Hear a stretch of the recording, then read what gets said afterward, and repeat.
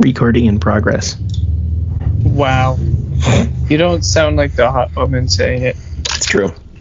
My apologies. There are a lot of motorcycles outside today, and also some jackass at the end of the street is shooting, so I'm sure you'll hear some of that. That's incredible. It's definitely something. Why buy a comic that might cost more than a dime? Come meet the brothers who are here to waste your time. Welcome back to the Dime Comic Bros podcast. I'm one of your co-hosts, Spencer, joined by Jacob. Hello. We are apart by distance, but not in soul yet again. This is the last week without Collin, so rest in peace to us having fun. The party pooper will come back, and we'll poop on our parties. I mean, you say that, but he's gonna come back and just come in hot with any opinion that will get you in an argumentative state. It doesn't really matter what he's talking about. He's going to press all of the buttons. Oh, it's very true. I am the actual party pooper. I am just making fun of him because he poops a lot. It's his poop that causes you to poop. That's true. I'm an empathetic shitter. Yes. Yeah. So is kicking it empathetic or sympathetic? They're close enough where I feel like they both work. Sympathetic shitter rolls off the tongue better. I'm an empath. I can feel when the bros need to poop. Oh, really? So what's your star sign? Ghost Rider. Ghost Rider shits? That's a good question. Thank you. Oh, boy. It's probably hot balls of coal. I think that would make sense. Or it probably just incinerates on the inside, and it's reduced to atoms, so it just kind of like falls out of the pants. So you're saying he's got a lot of bad gas? I feel like if anything, I feel like the gas would probably not exist. Like it would be immediately ignited the nanosecond it gets generated. So he just has a combustion engine going on in his belly. Dude, same. Anytime I have a beer. The price we pay for having fun. True story. Is that a Popeyes cup? Yep. I went to the fine establishment for my dinner. Damn. Got your chickie. It was good too. Nice. So kicking it off with the news, we do have a sad one to start off from comicbook.com.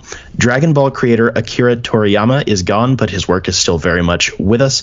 In fact, 2024 was set to be another milestone year for Toriyama, as the next installment of Dragon Ball anime will begin with the release of Dragon Ball Daima. Toriyama wrote the original main story and did the character designs for said show, which will now see adult Goku revert back to his Kid Goku form from the original Dragon Ball series, with the same transformation happening to Dragon Ball Z fighters like Piccolo, Android 18, Krillin, and others. Daima's trailers and promos have painted the picture of the series being one part nostalgic throwback to the original Dragon Ball series, while still retaining the updated aesthetic and animation of more recent releases like Dragon Ball Super Broly. When Akira Toriyama's death was officially announced, Sanda, a French animator who is now part of Dragon Ball Daima's creative team, posted this tribute to Toriyama. "This is the work that saved me many times when I felt like falling apart," Sanda said in a statement. "This is the work that made me fall in love with Japan. Without Toriyama-sensei, I don't think I would have become an animator. Thank you very much. May you rest in peace." So as a fairly vocal not fan of Dragon Ball, I still think this is incredibly sad, because without Dragon Ball, I don't think anime would be remotely as popular in the US or just like North America in general. The amount of like Dragon Ball influence on comics and animation is like, you can't overstate it. And this is just sad. Also, Toriyama was seemingly just like a pretty cool guy in general. He was just a goofball. So that sucks. A lot of people have been talking about this within my circles, and apparently a lot of popular anime creators made really nice posts about how that's what got them into making anime, is they grew up on Dragon Ball. Like some of the big names of anime today were kids when Dragon Ball started, and that like made them really enjoy anime. So from Variety.com, Netflix has renewed Avatar: The Last Airbender for 2 more seasons. The series, a live-action adaptation of the hit Nickelodeon series of the same name will end with season 3, following the same structure as the animated version. Avatar is set in a world divided into 4 nations: the Water Tribes, the Earth Kingdom, the Fire Nation, and the Air Nomads, that once lived in harmony with the Avatar, master of all 4 elements, keeping peace between them. But everything changed when the Fire Nation attacked and wiped out the Air Nomads, the first step taken by the Firebenders towards conquering the world. With the current incarnation of the Avatar yet to emerge, the world has lost hope until Aang, the young airbender, reawakens to take his rightful place. Alongside new friends Sokka and Katara, siblings and members of the Southern Water Tribe, Aang embarks on a quest to save the world and fight back against Fire Lord Ozai, though Prince Zuko is determined to capture him. So I have yet to fully finish this. I was pretty optimistic when it was in discussions. As every time this comes up, am very skeptical of live action anime. I don't think it's a good idea. Especially when it's made by Netflix. Yes. But to the contrary of that point, the most recent release, I do not believe these two studios have anything in common, but was released by Netflix, was One Piece. And One Piece was pretty solid. I have watched 1 episode so far of Avatar. It's getting a mixed to slightly positive reception, which is better than a lot of live action animes get. I'm just glad that they're finishing. It gives them the opportunity to improve rather than just canceling something right after it crashes and burns like Netflix tends to do. So it's cool that they're going to finish it out. It's been seemingly popular enough that they can make money on it. So it's positive, just not very exciting. I don't have a formed opinion on the show yet. So I have not seen a single second of Avatar. You really should get on that. It's fucking awesome. And I'm pretty confident you would love it.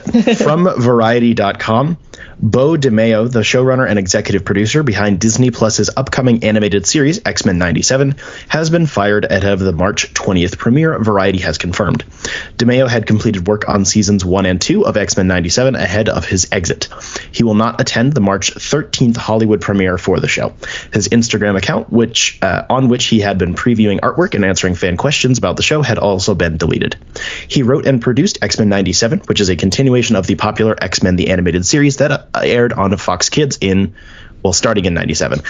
It is unclear why DeMeo was fired from the show so close to the premiere, but he will no longer promote the show or be involved with future seasons. They really need to get better at vetting people if they're going to keep canning creatives. Everything's just the rumor mill. I was really digging to try to find anything substantial about this, and the only rumors that seemed vaguely not crap were that he's just kind of like a skeeve, which is bad. I knew it. I was gonna say my theory is that he was diddling Kitty Pryde. I don't think it was that bad, but I think it sounded like he's just, in general, there's people kind of already know that he's just kind of an asshole to work with, and he's kind of let's say sexually obnoxious. Incredible. So it's unsubstantiated if that's why. That's just the only thing I could really find. I mean, I guess it's good that he was able to complete work on season 2. The show looks really good. As we've gotten more footage coming out, I'm not going to be able to catch this exactly when it comes out, but I'm going to really try to cram in the animated series and finish that before, as soon as I can, because this show does look to be very good. So... From HollywoodReporter.com, The Batman Part 2 is now moved to October 2nd, 2026. That's back a full year from its previous date. This is no surprise. The writers and actors strikes pushed this without a doubt. Yes. I'm not mad. No. I can't believe it was 2 years ago when this came out, though. That is insane. As it delayed, things are usually better. So it's good that they're not rushing it. But yeah, I think we had talked about this off air pretty recently, that we've heard so little beyond we know the script was done and none of the actors had received anything yet. And it was probably going to get pushed. So I'm glad that they made an official announcement instead of just kind of going about it really quietly and then just announcing it I don't know, over the summer. And it's haha, JK, it'll be another year and a half. So... I was thinking about it today. Do we have any news on when the Pengy Wangy comes out? Not that I'm aware of, no. I know it's this year, but I think that's the last information we got. Yeah, it should be soon, I would think. They were mostly done with filming when the strikes happened, and then they went back to wrap up afterwards. And then I know it was originally supposed to be last year, and then they had officially pushed it to this year. Then they released that trailer. So I'm going to guess fall to maybe Christmas. Oof. Okay. Definitely this year, though. I don't think they'd push it again. I'm excited for this next one. From DC.com. In the DC universe, Zatanna is known for her backwards-speaking spellcasting, but what good is a backwards spell that's locked away in your darkest memories? DC and Magic fans will find out this June as Eisner Award-winning writer Mariko Tamaki from Detective Comics, Harley Quinn Breaking Glass, and Crush and Lobo, and artist Javier Rodriguez from Batman, The Brave and the Bold, The Dreaming Waking Hours, and Tales of the Titans, take Zatanna on an all-new adventure in Sin City as Zatanna Bring Down the House arrives at participating comic book shops and e-tailers Tuesday, June 25th. In this DC Black Label series, 17 plus, for adults only, get out kiddos, there's boobies. Zatanna Zatara is the greatest entertainer in the worst hotel and casino off the Las Vegas Strip. The ritzier hotels would love to have her as a headliner, but since a devastating instance of magic gone wrong changed the course of her childhood, Zatanna would much rather rock her trademark top hat and fishnets as a sleight of hand stage actor than bother with real magic. I couldn't be more thrilled to be working with this team and have the opportunity to tell a story that spotlights Zatanna, said Tamaki. We're very excited for people to see this weird little story we've whipped up for their reading pleasure. Hype. Oh my gosh, I'm gonna die. Wow, you left the obligatory holy shit, a DC Black Label book that isn't Batman statement to me. You stole my quote, but yes. But I kind of low-key like Zatanna anyway, not just because she's hot, but also I really like the idea of backwards speaking spells, and like I've always wondered if she has to memorize it or if it comes naturally to her. Like how does that magic work? I don't know, and reading more books about it is cool. Yes. But yes, also Black Label book that's not Batman. Massive W. Good creative team. Yeah, there was a story. Of course, it was a Batman story. It was a Batman and Zatanna story from, I believe it was Batman Urban Legends, like last year, the year before. That was pretty nice. It was about them because they're friends / maybe were more than friends a while ago and whatever. Zatanna's father was where Batman learned magic and then decided, I'm not going to do magic. That's cringe. So they have like a long-standing relationship, and they kind of explored it in that story, and I thought that was pretty cool. So I don't have a lot of comic familiarity with her, but every time she shows up in an adaptation, I get excited. So this is cool. I've wondered before too, like how would you do a Zatanna in a movie or TV show? And Colin's going to say this is cringe, but I think as she's casting her spell, like if you had magical words like writing in front of her as she was doing like Stephen Strange hand signals, so that you, the viewer, can read the word backwards and be like, oh, that's just something. Like it would have to be something visual so that you understand what's going on. Yeah, that would be cool. There's a character, one of Crazy Jane's alters in Doom Patrol has a power where she can speak magic words and then the words become reality, and they kind of do that. So she'll say like knife, and then the word knife will appear and then it turns into a knife. So there's definitely like a precedent for that. But so yeah, that'd be cool. Like one of the DLCs to Alan Wake when you shine the flashlight at the word. Kinda, little bit. Oh, you gotta sneak a little cheeky Alan Wake in there. From DC.com. On June 4th, DC is bringing the action and excitement of the hit animated series My Adventures with Superman to comic book fans in a new series. Written by series producer Josie Campbell and drawn by artist Pablo M. Collar, My Adventures with Superman picks up from the explosive end of Season 1, serving as a bridge to the highly anticipated Season 2. That's how numbers work. Being the producer of My Adventures and bringing Clark Kent to TV screens around the world has been nothing but a dream come true for me, said Campbell. So I'm absolutely thrilled that Pablo and I get to bring fans even more adventures with Superman, this time in comic book form. Clark Kent is a down and out spending Christmas alone in Metropolis, but when he gets a tip about a monster in the sewers, Superman, Lois Lane, and Jimmy Olsen spring into action to investigate this mystery. What is this monster that can absorb anything it touches, and why is it here in Metropolis? This story is one we actually talked about in the writer's room, but we didn't have space for it in season 1. Damn it, I was gonna call that. Continued Campbell. So get ready for romance, comedy, superpowers, Jimmy Olsen talking a lot about how he's super rich now, and all the goodness of the show bundled into this action-packed miniseries. Artist Pablo Collin brings an impressive DC pedigree to the series, having provided art for DC's Are You Afraid of Darkseid, DC's Ghouls Just Want to Have Fun, and other DC anthology titles. I was completely in love with My Adventures with Superman the minute I saw the announcement of the series, and I jumped at the chance to work with Josie on the comic, said Collin. Superman has always been the reference and the symbol of all that's good in us, and being part of something like this is a dream come true, and the whole team will give it our best. My Adventures with Superman #1 is available for pre-order at participating comic book shops Friday, March 15th, and arrives at participating shops Tuesday, June 4th. I knew it was a cut episode because it's coming out in June and it's a Christmas episode. Yeah, I had a feeling. I do like that, though. Like, it's a weird phenomenon. This happened with a lot of Star Wars stuff after the Clone Wars got canceled, which ended up being some of the best like Disney Star Wars books and comics that they've released were just axed Clone Wars scripts. It's always kind of sad when you don't get to do everything you want to, but it's nice, and also it helps kill time between seasons, which I'm sure is good to keep it in the cultural zeitgeist. I'm going to get the next one just to throw the order off because I don't want a certain one.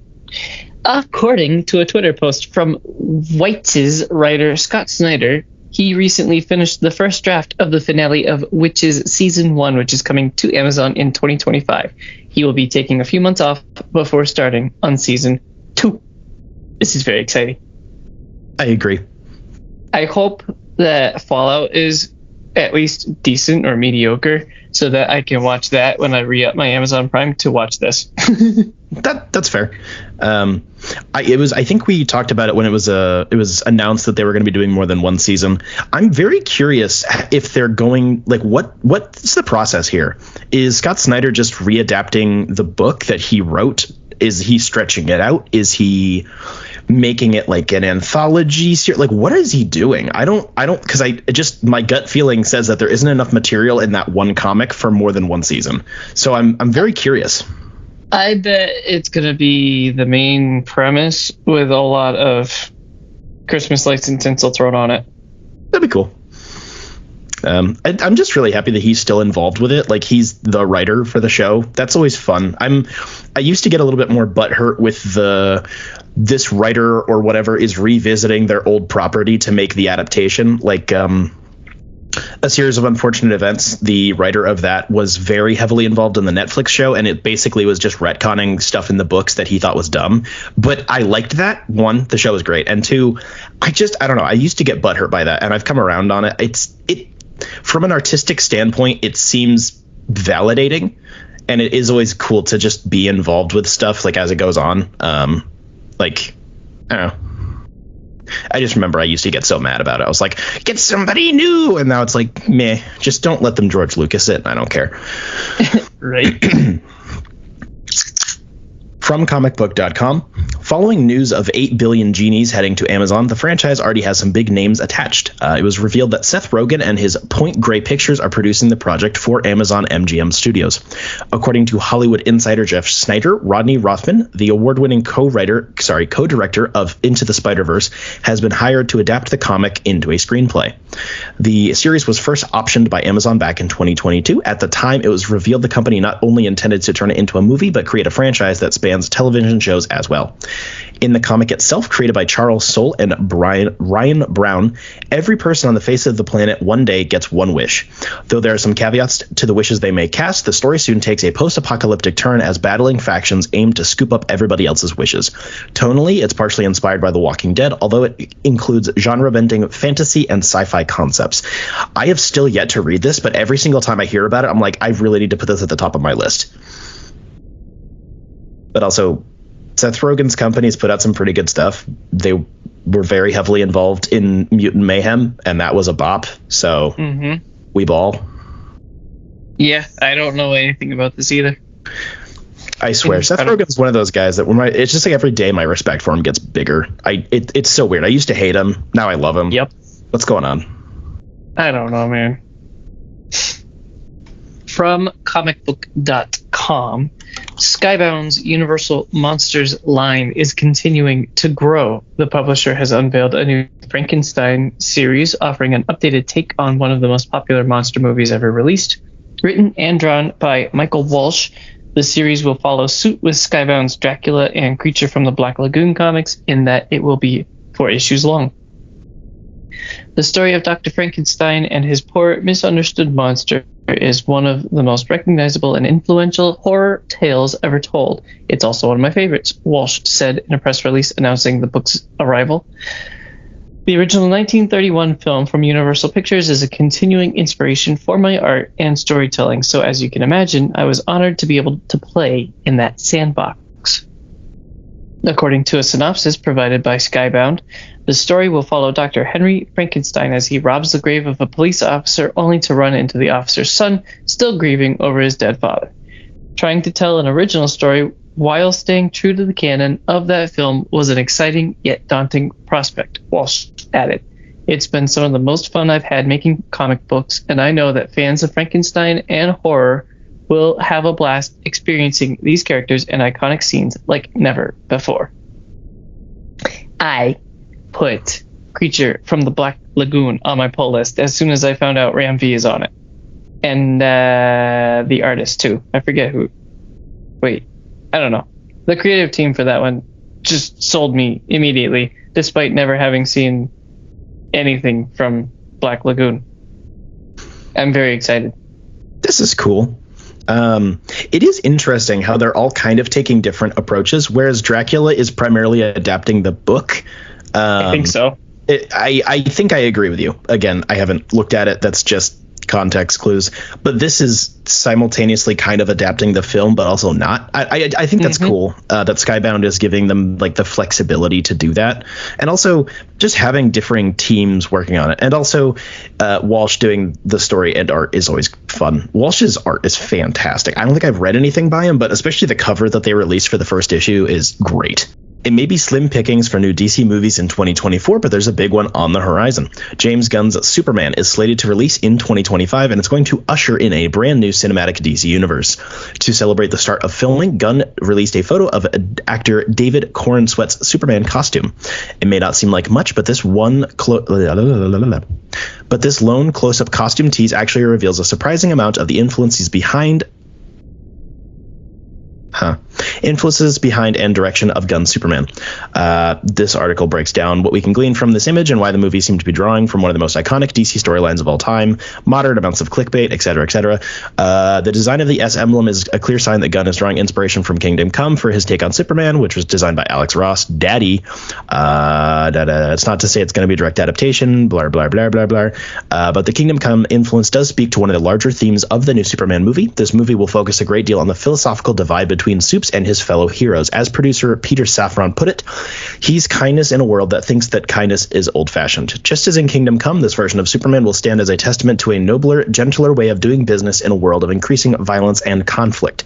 The S may look different, but it still definitely represents hope. I actually commented and shitted in my pants when this happened. It's gorgeous. I'm surprised. Yeah, I know. It's gorgeous. It's perfect. I love it. It's basically Kingdom Come, but color swapped with the color palette from like the Fleischer cartoons, as well as having a yellow outline around the S. The texture's really nice, but it's not overdone. It's all the same texture. And also the photo confirmed that snow does exist in this movie. And then like a week later, Gunn confirmed that they had just shot at the Fortress of Solitude. And then like 2 days ago, he confirmed the entire movie is being shot in IMAX. So every day I get more excited for this. Wow. Come. So in 2027, when it finally comes out. Oh, we're having a party. That'll be season 7 of this show. Hold on. Right? What It's year is it? 2025. Calm down. 25. This year is 24. We started in 2020, so we'll be on season 5. Thank you very much. That's incredible. That's how numbers work. Damn. From comicbook.com, Alan Moore has been saying, fuck you guys, I'm sick of hearing everybody's opinions, and I'm gonna stop making comic books that actually say fuck you, and you still make heroes out of them. Now it seems we know his final project. I put a lot of my own Flair. worldview into that. Yes, flair. He is emerging from his cave for one final time. And he will collectively put yet another spell on us. Recently, Top Shelf Productions and Knockabout Limited announced the publication date of the long-awaited comics/prose album The Moon and Serpent Bumper Book of Magic, the product of the years-long creative partnership between Moore, who's done a lot of things, and his creative and magical mentor, that's in quotes, Steve Moore, no relation. Top Shelf characterizes the book as, quote, a celebration of magic and the occult, has been meticulously under development for nearly 2 decades and is brought to life through a combination of prose, illustration, and sequential art from 5 incredible artists, end quote. It will be on sale in October of 2024. Here's how the publisher describes the book. The secrets of the celebrated Moon and Serpent Grand Egyptian Theater of Marvels, sorcery by appointment since circa 150 AD, promise to be revealed in the Moon and Serpent Bumper Book of Magic. This clear and practical grimoire of the occult pairs the knowledge of the proprietors of the aforementioned Grand Egyptian Theater with illuminating visual delights from artists Kevin O'Neill, John Coulthart, Steve Parkhouse, Rick Veitch, and Ben Wiki. Unprecedented in its scope and splendor, this tome is full to bursting with illustrated instructional essays, activity pages, biographies, and the great sorcerers, and forbidden knowledge sure to tantalize even the most disillusioned of adults into believing in magic once again. This sounds fucking awesome. It sounds wacky and weird. You know those books you could get at the bookstore as a kid where it would be like Book of Fairies and Book of Pirates? It's like that, but fucking cool and done by the most crackhead man to ever live. I cannot wait to find a middle finger at all the comic book nerds, calling them comic book nerds. I agree. This is really cool. I left it out of the article, but this is also the same publishers recently put out, I believe it's called Maya Hawkmore, from sort of friend of the show, Davey Baker. It's a similar like prose and comic book, and that's been getting a really good reception. So this is just neat. I also like that I don't know any of these artists. It'll be nice to expand my horizons because I will probably pre-order this. From IndieWire.com. It's not anger, it's love. Such is the ethos of The Crow, and the most remarkable line in the first trailer for Rupert Sanders' long-gestating remake of the 1994 cult drama of the same name. This time around, it's Bill Skarsgård bringing the iconic love-driven baddie back to life, literally, of course. The breakout It star leads the new reimagining of the graphic novel that was famously brought to the big screen in 1994. In that version, Bruce Lee's son, Brandon Lee, played the lead role of Eric Draven, a man who comes back from the dead to take revenge on the man who murdered him and his fiancée. Lee was killed on set tragically during the final days of production when a prop gun fired. The Crow has been set for various remakes over the past 3 decades with Mark Wahlberg, Jason Momoa, Bradley Cooper, James McAvoy, Tom Hiddleston, and Skarsgård's own brother, Alexander, all previously attached to different iterations. With Sanders at the helm, Skarsgård is set to play Rockstar Draven, who is killed alongside his beloved Shelley, played by FKA Twigs, and her evil ex, Danny Hudson, only to come back with a vengeance. Before any opinions are stated, I need to do a journalism thing. Every single fucking outlet has been describing this as a remake, and it is bothering me so much. This is like describing Batman Begins as a remake of Batman 89. It's a new adaptation of the original source material. Fucking die. Like, this is horrible reporting. It is clearly very heavily inspired by, they talk about the movie. It's the reason why this is even like a known property. The comic book was extremely underground at the time, but still, this is just dishonest and shit, and I don't like it. On the other flip side, I am very cautiously optimistic about this. I think it looks really good, and I think almost everyone's criticisms are stupid. I have one input. We know Bill Skarsgård is safe because Alec Baldwin isn't in the movie. Jeez. It's true. I haven't seen the original movie yet. I know I need to get on it. And, wait. Oh, yeah, you had that week off. Collin and I watched it. I forgot about that. So I still have yet to see it ever in my life. But the trailer does look pretty good. So, wow. Yeah. I had another point and I forgot. They also released some old set like test footage or photos from when the most previous iteration, which was originally going to be Jason Momoa, which was another casting I was actually kind of on board for. And those photos look cool. It's not really related. Somebody leaked a couple of pics. It looks a lot closer to the one portrayed by Lee, but I don't know. It's just a note that I was like, oh, that's nice. You know, it's always cool getting to see like old stuff that didn't happen. I hate how much this is dividing our friend group because there are a lot of opinions on this, and it makes me mad because I feel like everyone's just kind of mad for no reason because their criticisms don't make any fucking sense. I have criticisms. I'm not like, this is the best trailer I've ever seen. That's the teaser trailer for the Batman. Obviously, that was the best trailer ever made and probably ever will be made.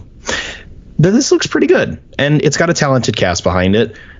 The visual style is on point, and I thought the trailer was pretty good. So I don't think releasing this in the summer is a good idea. That's for sure. But yep, we'll see how it goes. I don't know. That's the end of the news, though. Moving on to another Spirit of Vengeance, I read Spirits of Vengeance Spirit Rider #1. It is a one-shot. This was published around the same time as the Doctor Strange and the Sorcerer's Supreme 12-issue series that I talked about a while back, which I wasn't a huge fan of, but it had a lot of cool characters in it, and Spirit Rider was one of them. This was her own little pseudo-origin issue, except it's not actually an origin. It is written by Taboo and B. Earl, with pencils by Paul Davidson and Jeffrey Ferrige. This is cool. This was a good issue. I'm very annoyed that this character seems to keep getting put by the wayside ever since her debut. Basically, she is from the 1600s. She's Kushala is a Native American sorcerer supreme and sort of Ghost Rider, but not really. It's a very long, convoluted reason as to why she's not actually a Ghost Rider. Basically, she rides your spirit. That's not a joke. That's why she's called the Spirit Rider. Yes, take all the inference from that you will. That's exactly what Johnny Blaze did in this comic. He was like, damn, that's hot. And she's like, shut up and die. So she can kind of go into your brain and like do stuff. It's weird. And that's what a lot of this was about. Something was like haunting Johnny Blaze and he's like, help, I need help from somebody else. And then she's like, I got you, bitch. And then they go into his brain and they go on an adventure. It was pretty good. I think I gave it a 4 out of 5. It hits that spot right where it's probably more like a 7 out of 10 for me in reality. 3 out of 5 seems rude and 4 out of 10 seems a little bit over dramatic, but it's the best thing I can do. It's short. It's one issue. It is a one shot. It's only like 44 pages, so it's like a normal issue size. But it was cool to get to know the character a little bit better. And I just really, really, really fucking hope that she actually comes up in something else again, because this was just cool. The art was fantastic. She has a very distinct visual style, apart from the other Ghost Riders. The whole she doesn't have a motorcycle thing's kind of relevant. She has a horse because horses. I don't know. It's cool. She's a horse girl. She is indeed a horse girl. I don't know. It's cool. She just has a different vibe than the rest of them. I think she's right next to Robbie Reyes in terms of like well-rounded character introduction, and is cool and looks good. And it's a shame that they seemingly have just forgotten about them. Robbie Reyes got a bit more attention for the next few years. He was in the Jason Aaron Avengers run, if I remember correctly, for a while, but he seemingly disappeared yet again, which is annoying because currently the current run of Ghost Rider that we've been talking about, we've been edging for quite a while. The relaunch by Benjamin Percy, whereas the Spirit of Vengeance gets into the hands of a bad person, is a great premise. I already have the first issue. We're ready to roll. But when they were doing this big tease of like, oh, it's going to be the new Ghost Rider, it's like we've literally had multiple new ones and they're all good. Could you stop? So I wanted to go back. I also found this for $1. So that was cool. It was in the bins at Jetpack. I was just flipping through and I was like, oh shit, I didn't know this existed. Hell yeah. And then I read it and it was a bop. Nice. What about you? I watched True Detective season 4. Oh, here we go. Actually, sorry, it's True Detective Night Country. You need to use the correct name. It's not season 4. I'm channeling Collin's peaceful spirit right now, and he's telling me to tell you to eat my ass. He has reached out from beyond. True Detective season 4 is set in Alaska. It opens with a bunch of dudes in a research facility, and weird shit happens. And as it's looking around, it's got the movie The Thing on the shelf, and then proceeds to do The Thing. It really sets the tone for the show. It's trying to be typical True Detective head up ass, but this season really isn't. It's not subtle at all. I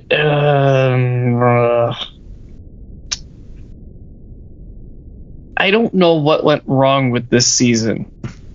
There's good ideas that I like, but it just feels raw. There's a meme that some YouTubers use of Gordon Ramsay going, "It's fucking raw." And that's how I feel with this season. It's not even underbaked. It's raw.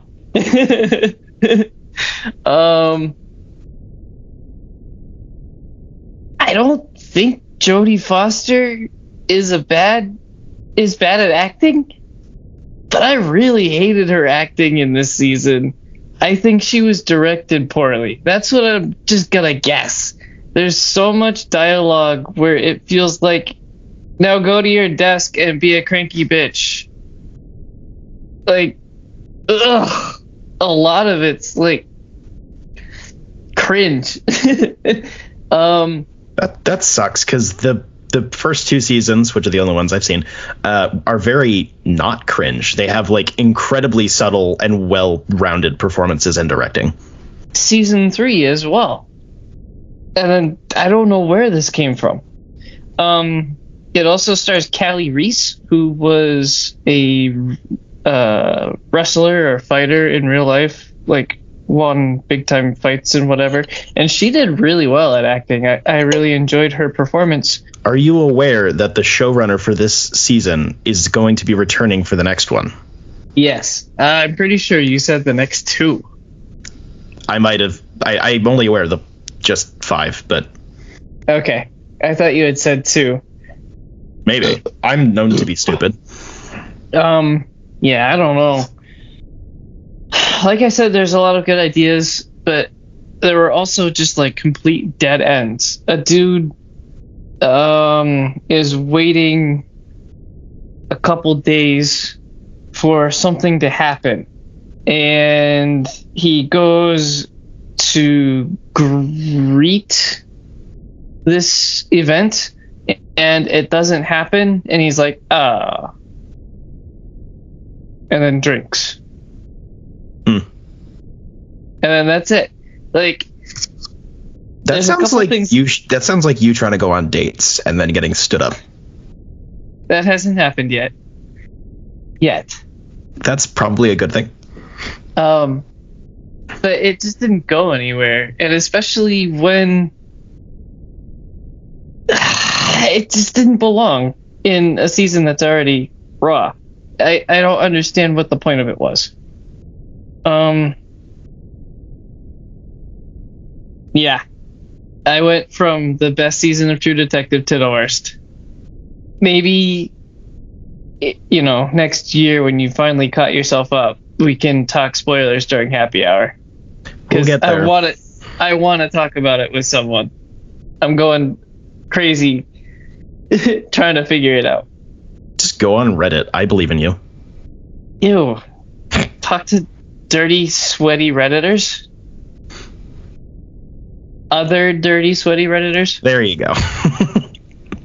Listen, I told you I couldn't make this phone call until I jumped into the shower, so I'm not that bad. True. I have indeed seen you apply deodorant before, so. Your turn. My turn. I read The Hood, the Saga of Parker Robbins, which is a collection of 3 stories. The first of which is The Hood, issues 1 through 6, which was written by Brian K. Vaughan with pencils by Kyle Hotz. That was released during the Marvel Max era. I will explain it shortly. It includes material, so not the whole thing, from Dark Reign, The Cabal, which, if you're unaware, The Cabal is a supervillain team that was around during when Norman Osborn was like, but what if we made the Avengers but bad? And then Dark Reign, The Hood 1 through 5, which is another miniseries written by Jeff Parker with pencils by Kyle Hotz, which is awesome. Basically, the initial premise of this one is a Max book, so it's edgy as fuck, boy. It's basically what if the Spider-Man parallels are all over this thing. Initially, the back cover of this book literally says, "With great power comes great opportunity," and it's so fucking obvious in the best ways. In the first series, at least, this is what if a low-level shithead, not a total dirtbag, but also kind of a shithead. So a goon, which has different context these days, but a goon, one of those Riddler goons, from Lego Batman, just a guy, just a normal guy who's like, I'm not a total shithead, but also I'm kind of a shithead.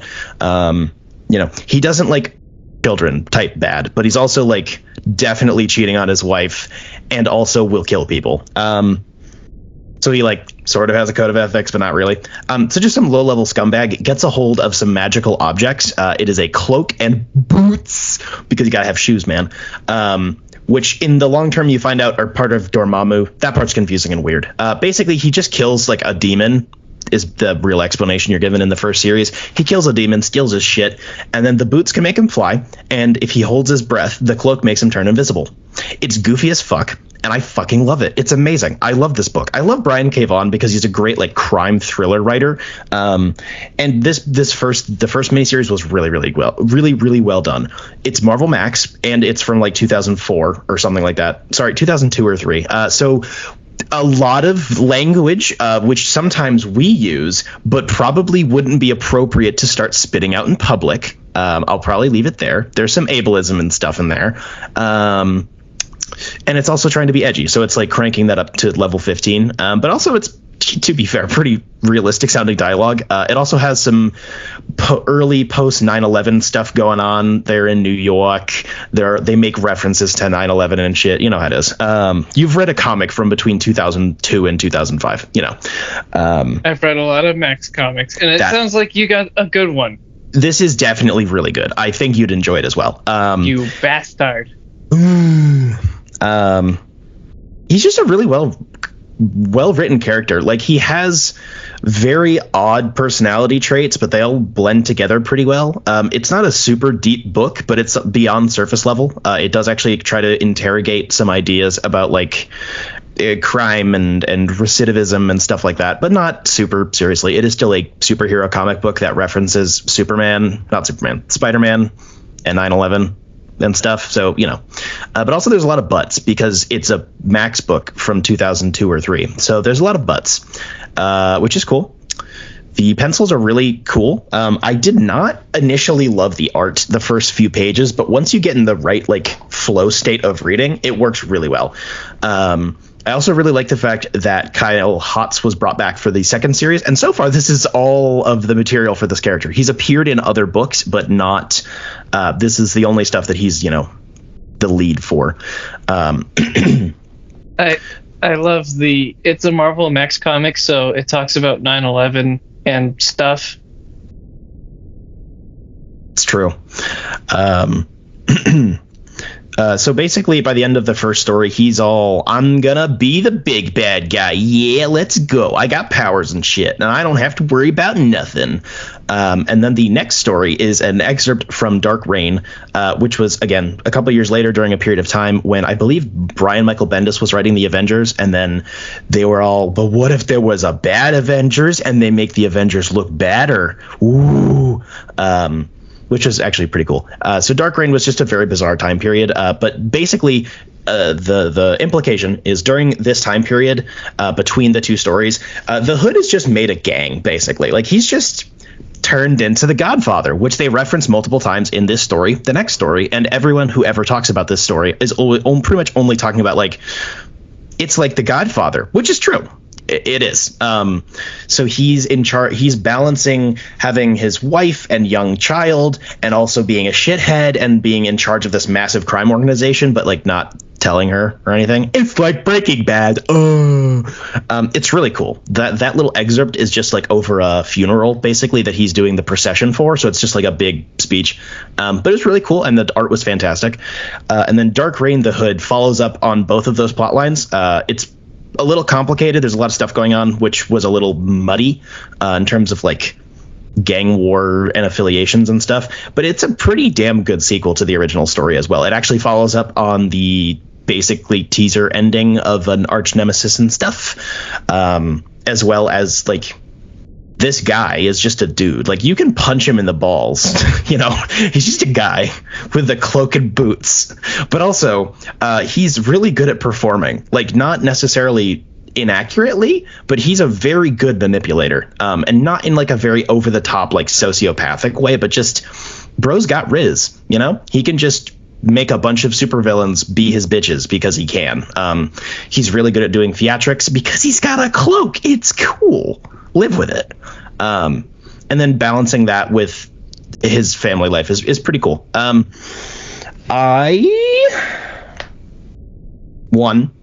was reading this in preparation for the current Ghost Rider run, which I mentioned earlier, because this guy apparently gets the Spirit of Vengeance, and that's the new plot, which I'm excited for now that I'm a bit more familiar with this character. He also popped up in the most recent Ghost Rider annual issue, I believe, or it might have been like the Halloween special, to set up that new run. And he was cool there. I didn't love that issue, but he was pretty neat. So he basically hasn't been seen since like 2010 or something. Like, he just is one of those characters that was really popular for like a day and then went MIA. I bought this for $35, which is reasonable. I think if you buy both of the two stories that are actually in it, the little bit in the middle barely counts. It would probably be like $40 to get those two trades. I think they're both out of print right now, which doesn't help. So they started reprinting this book as a collection because, wow, would you look at that? He's going to be in an upcoming series. I got suckered into it. I can't blame myself because it was cool and good. He's a guy with boots and a cloak and a couple of Glocks, and he's badass as shit, but also he's fucking evil. It's so goofy, but in a very Marvel way. Like, it's hard to describe, but this guy existing in the Marvel universe just makes shit tons of sense. So I definitely enjoy it. I recommend it. I think you'd like it. You're also fairly familiar with Brian K. Vaughan, and you just like crime stuff, and you don't love head up ass stuff. And this is not head up ass. I love head up ass, but this is just it's well done, goofy, self-serious shit. The comedy half of it is just them making jokes, and the other half is like, this is fucking absurd. This guy with his little fairy boots and his cloak just shoved a gun in the Green Goblin's face. What the fuck is going on? And that's pretty cool. This sounds great. It's goofy and edgy, and I think in a way that actually makes it enjoyable. It doesn't seem to just be edge for edge. All edge, no point. This is not that. Doth thou have anything else, sire? Yes. Yeah. I need a question. Fuck. Poo poo in my bum bum. I warned you as soon as I could this morning because I rolled out of bed and went, oh shit, today's Saturday? That came quick. It's not the only thing. So what currently existing Marvel character would you like to get the Spirit of Vengeance, or a Spirit of Vengeance? Not just so we can make a Funko Pop of Venomized Hulk for like one issue. If you had to pick a character to just become a Ghost Rider for like at least a couple of years, who would it be? And then explain it to me in detail. If you say the Hood, I will reach through the screen and punch you in the balls. Joke's on you. I don't have any balls. That's true. The Hood. I'm kidding. Natalie Portman took them.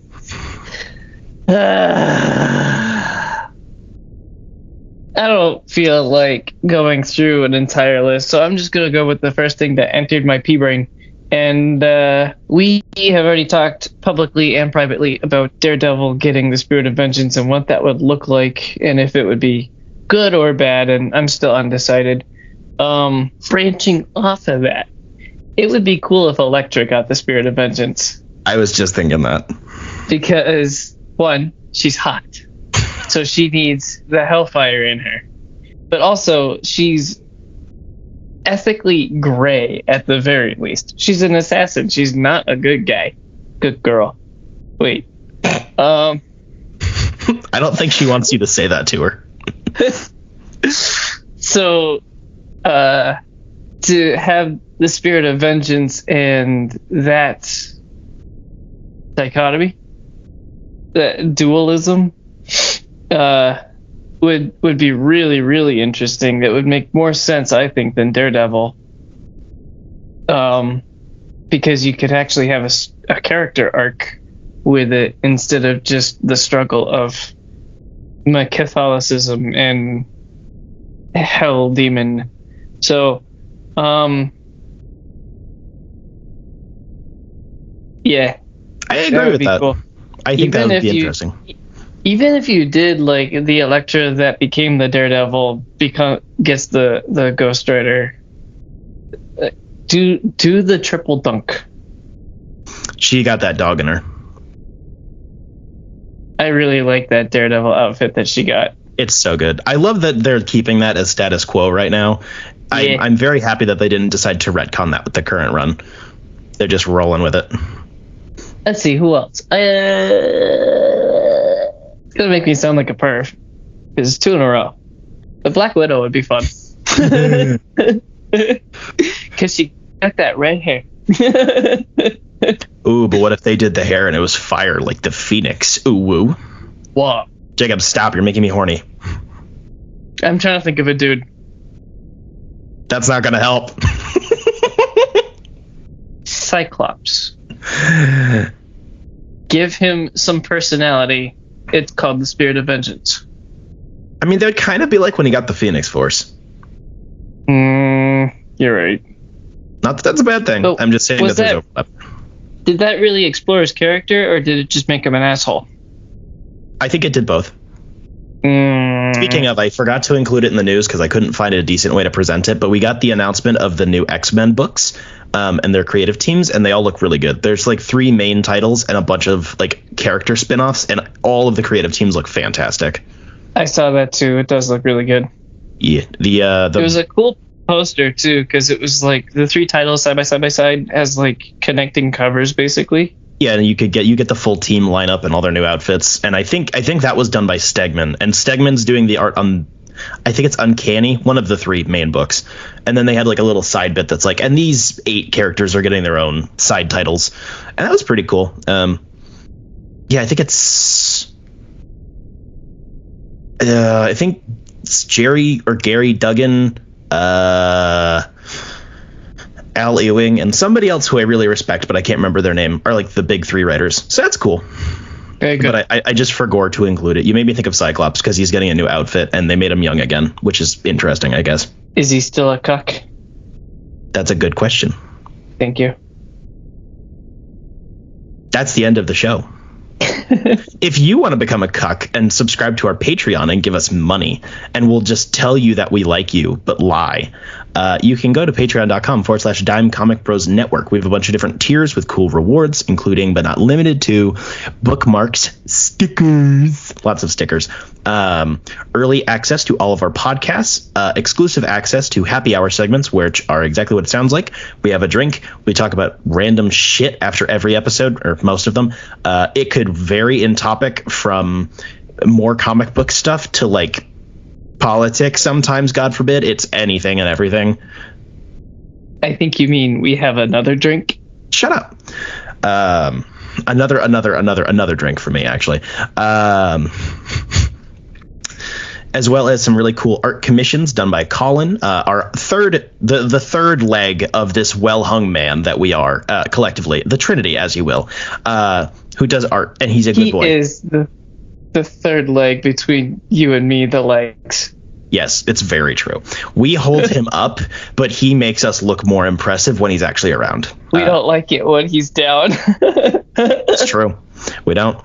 And that would make our two patrons, Jeff and Caitlin, the balls. And I think that fits. When Colin's down, it ends up with one of us getting pissed on. Oh, also true. And we'll say your name. That's another thing. We'll say your name on the show a lot. We'll say like Jeff Lawrence. You know, all seductive like and stuff. Give us money. Be a cuck. That actually used to be one of the tiers a few years ago. It was like cuck, simp, and like boyfriend, and then like I think it was some stupid like long distance no commitment booty call or something retarded. Give us money. It's a good thing we reworked those. Yeah. Also, something that's free, but we would appreciate you doing anyways, is subscribing to our free Substack weekly newsletter. You can go to dimecomicbros.substack.com. It's also linked in the description of the podcast and all the other stuff. Jacob, most of the time, puts together a little recap / read along / watch along with the show with a bunch of art references and stuff and things. It's very cool. I forgot to tell you that I shitted out last night, like you asked. I actually think it. Sure, I read it. I actually think it turned out very well. Thank you. I didn't have the Patreon and Jetpack pictures downloaded to this computer, but that was it. It worked. It was good. If I ever get my shit together, I'll go back to doing those for our other podcast, Dime Gaming Bros, like I was doing, and then for Gore. Whoa. To be fair, that podcast is usually twice as long, and it's hard. Like me. I usually type it up while I'm editing the episode because it gives me something to do that isn't Halo multiplayer. I'm looking at you. I try, but also some of the edits require a lot of editing, so I have to focus the whole time, and that's hard when you're down when it's like a 2-hour podcast, which means at least 4 hours of editing. It's a while, you know. If it's an easy one, I might just play whole multiplayer and then I'll like pause the edit, wait for the match to end, and then I'll do the edit. But DGB can be pretty all over the place, so you know sometimes it requires focus, and it's hard. Like Collin, third leg. Also, speaking of Collin. No, not your leg, Jacob. Don't show me your leg. Put that away. Collin has been on a hiatus for the past like 6 months, and like we said at the top of the show, he will be returning next week. Finally, he will never leave us again, and we will be whole. That's what I tell myself. But while he was on hiatus, he was actually working on stuff. The space adventure Part 1, Clutching Godhood, is out now at Jetpack Comics and Games in downtown Rochester, New Hampshire, as well as on his Patreon. All of that is linked. It's very good. We are very proud of Collin for finishing something for once. And also, it's great. And our name is in the book, which is neat. Go buy it and give him money. He also needs money. And speaking of Jetpack Comics and Games, there are long-term, no commitment booty call. They support us, and we attempt to support them in any way that we can, which means we basically just shop there all the time. I was there yesterday. You should shop local. It's good for the economy, and it's good for you, and it's good for the stores. If you have a local comic shop, make sure to shop local as best you can, especially with this industry. It's really important. And Jetpack Comics and Games is our local shop, and they're great. I was in the back rooms, not those back rooms, the other back rooms, flipping through singles yesterday, and I picked up some more fun stuff. So blah, blah, blah, blah, blah, blah, blah, blah, blah, blah.